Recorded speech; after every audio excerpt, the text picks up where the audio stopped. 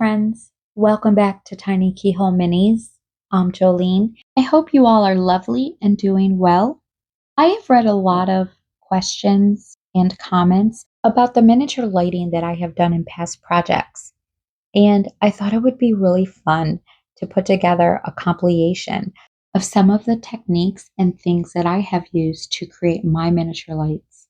I pulled some clips out of 4 different projects I've done in the past, and I thought these clips would be a good tutorial or show you some good techniques or maybe inspire some new ideas on some of the things that you can use to create miniature lights.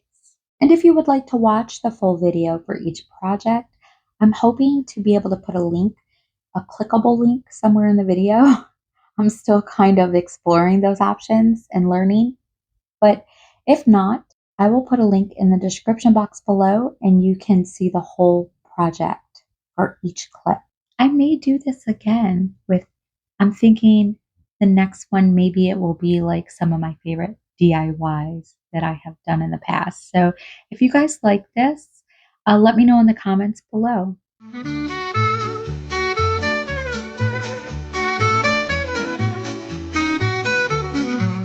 So I began with drilling a hole in the top of the shower.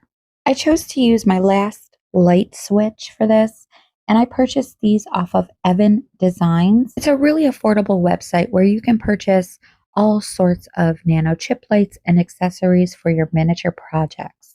So I've wired 4 lights together because I want this to be super bright. And then I placed them inside a metal bead cap. And what I'm doing is separating the blue from the red, and then I'll go ahead and twist all 4 blue, all 4 red, leaving the ends open. Then I can twist the 2 together up to the ends that I have left open. Next, I'll remove the casing off of the ends to have more of the wire exposed. The casing is so thin. I did try a lighter at first. I don't recommend that because it will scorch your wire and that will affect your lights from working. So I'm just using my craft knife to very lightly nick one side of the casing, and then I flip it over and do the same thing on the other side. And this just helps pull it right off. So now I can twist those exposing wires together to create one whole wire. I'm just going to snip the wires down so that they're the same length. And next I can attach the battery holder and switch to the lights.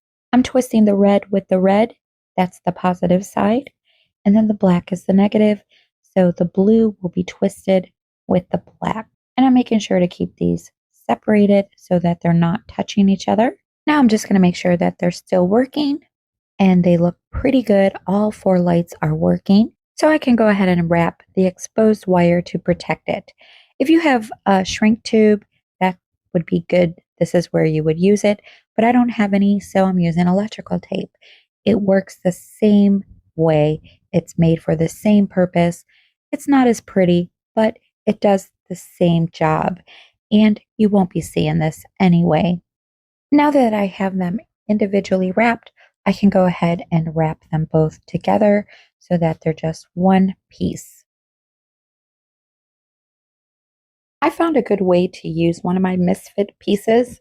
None of my misfit pieces are unwanted. I always try to find a way to use them. This is actually a resin mold of a bowl. It actually is the bottom of a round glass jar, but I also use them as bowls.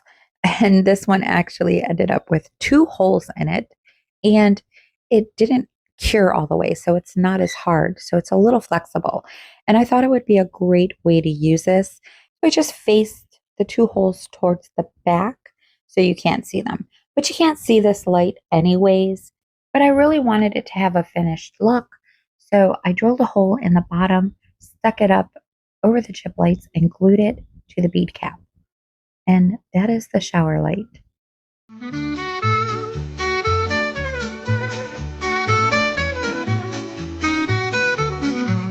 And I was thinking about doing another bare bulb light, only this one isn't going to actually light up like the one that I did in the sewing room. If you would like to see how I created that light, since it does light up, I had this light in my box and I've already taken the shade off. It was a frosted glass tulip shade. And I've taken the light bulb out. And now I'm just going to pull off the wire and the backing to this. There's another little wire inside and I don't want that to interfere with the backing that I'm going to put on this. It's stuck in here really good, but I managed to get it out with my tweezers. So I'm going to put a back plate on this piece as well and make some changes to it. Now I've done a similar technique to this for the light that's next to the closet door in the sewing room, but this will be a little bit different. I'm going to use this piece of copper wire to create the light bulb on. So before I actually create that, I want to take my needle nose pliers and just kind of crinkle up the tip of the wire just to give it more of an interesting look, because you'll be able to see it inside the bulb.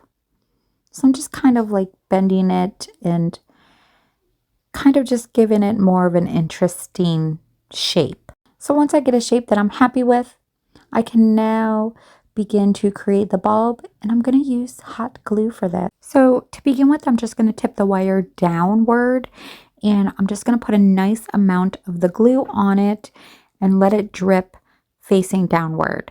And as it's slowly moving down, I'm just going to begin to turn the wire around to kind of manipulate the way it's going and create the shape that I would like. Now, this time it took me about 4 tries, but the first time I did this, it must have been a fluke because I did it in 1 try. And it was a good thing because I was using a chip light. But if you're making a non-functional light with a piece of wire and you don't like it, the good thing is you could just peel it off when it dries and start all over again. So you just kind of want to roll it around and move it up and down and kind of spin it around to shape the form of the light bulb. Eventually it'll slow down and then just stop moving and begin to dry. I'm using a pretty clear hot glue, so when it dries pretty clear. But if I end up touching this too much, it could cause the glue to become cloudy. So I try to avoid doing that as much as possible. And it's the same way that I created the bear bulb that's on the ceiling in the sewing room, only that one lights up, this one will not. And I'll be using the same technique for this one that I used for the non-working light that sits next to the closet in the sewing room. So I'm taking like 2 techniques and creating 1 light, and both of those lights are in the sewing room. So this one's looking pretty good. I think I finally got it. Like I said before, it took probably like 4 times for this one, but don't despair. Don't get discouraged. If you really want to try this, it's okay. Just keep practicing at it or keep going until you get something that you like, because like I said, this took me about 4 times this time and I didn't think I was going to get it. If you keep your piece held down facing downward and just keep rotating as the glue is moving to kind of manipulate it to the shape that you want, you'll get it. When the glue starts to drip too far down, that's when you want to tip it up.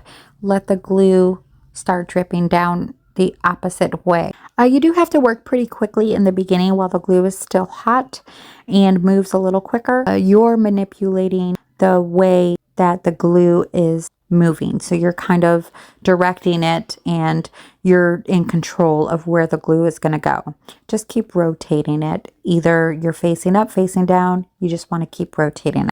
And then don't touch it. Let it dry completely so that you don't ruin your shape. I'm just going to snip off some of this excess wire and then give it a dry fit to make sure that it looks okay inside the plug, or whatever you want to call this, the outlet, or you know what I'm talking about, the base, inside the base. Okay, moving on to the back plate, I have these laser cut keys that I purchased from the Dollar Tree. And I think I'm going to use one of these for the back plate. I like this design, and the bottom part's a little broken, but I think it'll look good as a back plate. It's a little decorative, and I think it's going to work out. So I like the way that looks. I'm just going to cut it down. And yeah, that's going to be a good piece to use. You can use any decorative piece. And when I created the first light this way, I showed a couple different options that you can use, but you can use any kind of decorative piece will be really good for this. If you don't have a base, you can use these bead spacers.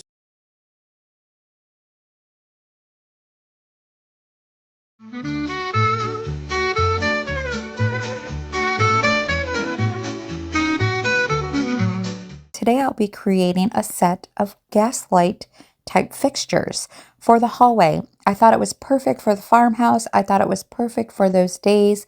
So I researched what they look like and came up with some inspiration to create my own that was fitting for the Josephine house. I'm going to use this bag that I received with my Valentine bouquet, and the handles are made of air hoses. So you can use fishing air hose that goes to like your fish tanks, or you can use any type of air hose for this technique. I'm going to show you that I learned a while back, and you can create several different things using this technique. And I'm just going to play around at first to show you some of the things that you can create. So the first thing I'm going to do is just make sure that I have a nice even cut on one of the ends of the hose. So I'm just going to trim that off to make sure that it's more even. I never get even cuts, so it doesn't matter how hard I try. Okay, so we have pretty even cut for the most part, and I'm going to use my hot glue guns for this. So the first one is the one I use the most, so it's pretty dirty. I'm not sure if it's going to leave any marks on the tube. I've pulled out two of the other guns that I have that are little mini ones, and this one has a silicone burn guard on it, so I'm curious to see if that one's going to work. And then this is the one I used last time when I did this technique, and it worked out really well. You can see how dirty this one is, but I'm still going to try to use it. We'll see. The first thing you want to do is remove your glue. You don't want any glue in your guns. Okay, and if your glue gun gets too hot, it's very easy to melt the tube and break it off. It won't melt and stick to your glue gun. You can easily pull it off, but it'll melt off from the tube and it'll break. So you just want to kind of just press your tube onto the nozzle and keep pushing gently towards the end of your nozzle. You want to keep it moving, because if you let it sit too long, it's going to get too hot and break off. So you just kind of want to push it gently and then pull it out, and it reshapes the tube. I'm going to show you a few different things. You can make glasses. You can make different shaped bottles. You can make condiment bottles. I've made ketchup bottles this way. And the more you play around with this, the more you're going to learn. I've learned to manipulate the shape of the tube after it's nice and warm. So I'm just gently pushing it. I'm kind of letting it go on its own. I'm just kind of guiding it and putting a little pressure on it as I'm pushing it to the end. I like using this one. It's cleaner, it's smaller, it doesn't get as hot as my bigger gun, and it works out. But you can always turn your gun on and off to cool it down a little if it gets too hot. This one will make a nice glass. So I'm going to cut that off, and I'll show you how to seal that up. When you're snipping your tube, you just want to try and cut as straight as you can to get a nice even cut. And then you just take a little bit of your hot glue and you just fill in that bottom just to close it off. And then you can stick it down to your mat. I like to stick it on my mat. You can stick it on something silicone. You can use wax paper, but sometimes the glue is so hot it will still stick to the wax paper when you go to peel it off.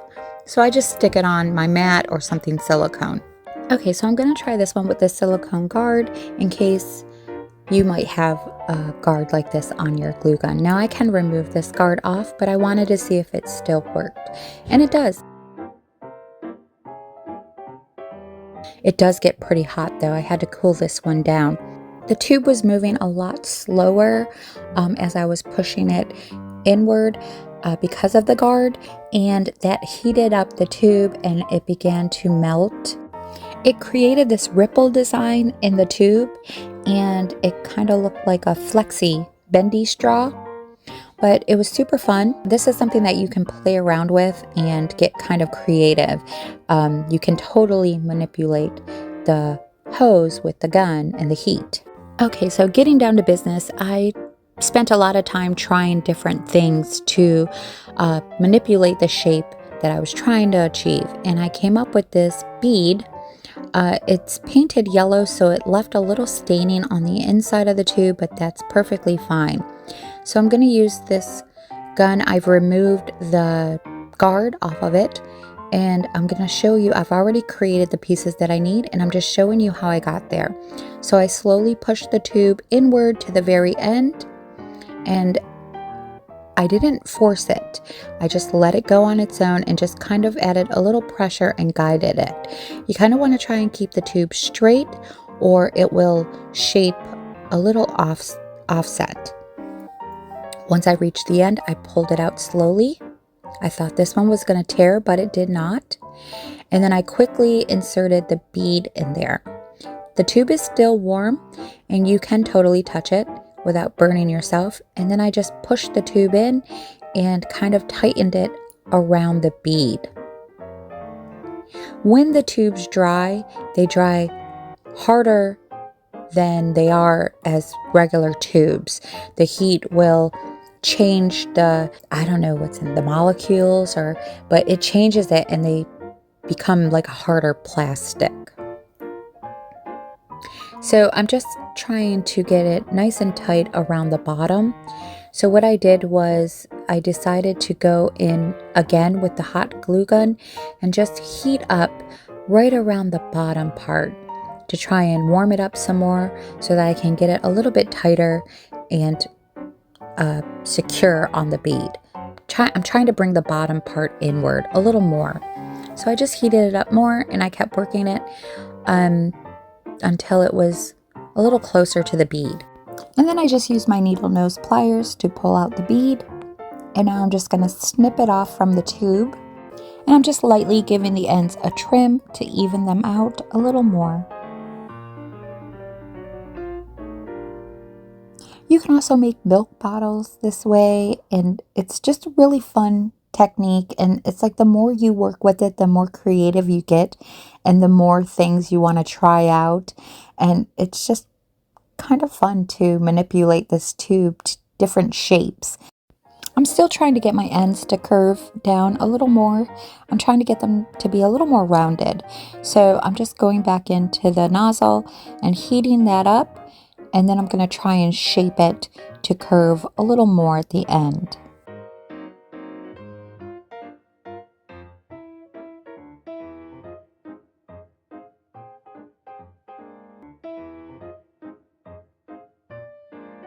You can leave your top part straight if you like, or you can give it a little more added design and just flare out the rim by just putting it on the very end of the nozzle and twisting it a few times.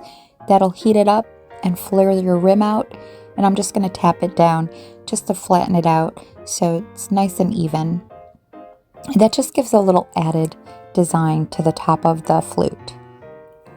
So I have these other two pieces that I created, and I have these metal pieces, and I'm just going to use these metal pieces for the bases for the glass tops to sit on, and they just fit perfectly right in there. So now that I've got my tops created, it's time to create the rest of the light fixtures.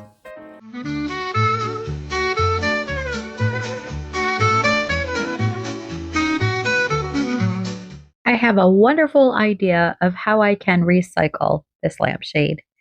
So I have taken it apart, and it is not stretchy leather, it is vinyl, like shower curtain.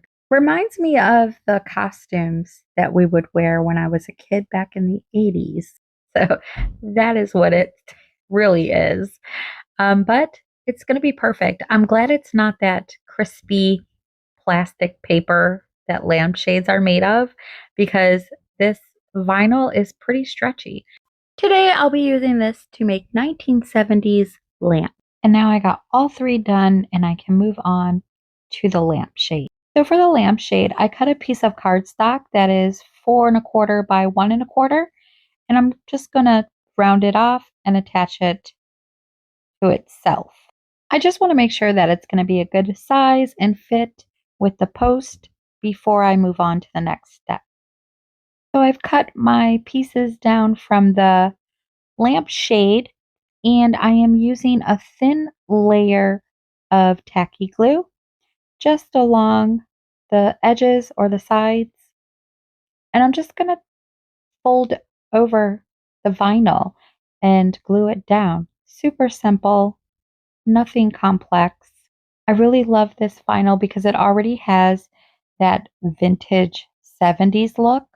I'm going to do the same thing on this side.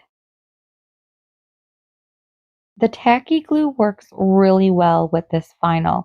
I was using fabric tack and it just was not working out very well. So the tacky glue was a go-to for this. I'm making sure to pull the vinyl super tight as I'm gluing it down. And now I'm just going to put some weight on it while I work on the next one. Once these pieces were nice and secure, I went ahead and snipped the corners off of the ends. And I'm using tacky glue to just fold them over and glue them down. I'm only doing this step to one end of each shade. For the other end, I'm actually going to attach it and glue it down. So, a little bit different for this end. I'm just going to line it up, add some glue, and secure them closed. I decided not to fold this end over like I did the other end because when I close the shade, it makes it a little more bulky and it just has a bulky seam. And I didn't like the way that looked. So I decided to leave it open and just glue it down nice and flat. It gave it a thinner seam and I didn't mind the way that it looked. So I went with this instead.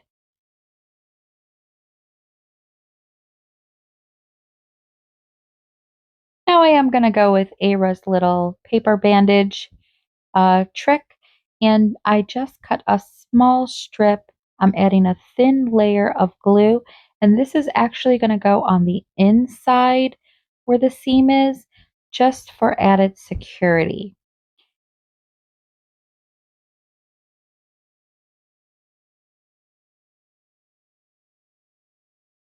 I'm just finishing up this last one in the same way. Okay, now my lampshades are done. I need to figure out how I'm going to attach these to the bases. They're going to be non-working lights, and I need to figure out how they're going to sit on their posts. So I came up with this piece of wire that I kind of just manipulated to a round shape, and then it has like a middle piece that will sit on the base. I kind of have it twisted around that piece of wire so that the wire slips through and is nice and snug without having the wire actually wrap around it. So it's a little hard to explain, but uh, that's just what I came up with. Okay, so there are my 3 retro lamps from the 70s. Okay, tiny friends, that is all I have for you today. I hope you have enjoyed these clips from previous miniature light projects, and I really hope you find it helpful for making your own miniature lights. I will try to link these videos in the suggested videos after I say goodbye, but if you don't see them, you can find the link to the full videos in the description box below. If you've enjoyed this video today, please hit that like button, share, and comment below. Let me know if you found this video helpful for making miniature lights, and if you would like to see another one, because I think I can put a few more together while I'm still working on my new studio. If this is your first time visiting and would like to see more of my miniature content or projects that I've done in the past, please subscribe to my channel, and don't forget to hit that top bell notification button to be notified every time I upload a new project so you don't miss out. As always, I'd like to thank you all for watching, and welcome to all my new subscribers. Thank you all so much for your support. I am getting very close to coming back on the regular, but in the meantime, I can do a few more complications for you. So until the next time, tiny friends, I hope you all have a lovely day, and I will see you all on the mini side. Bye-bye.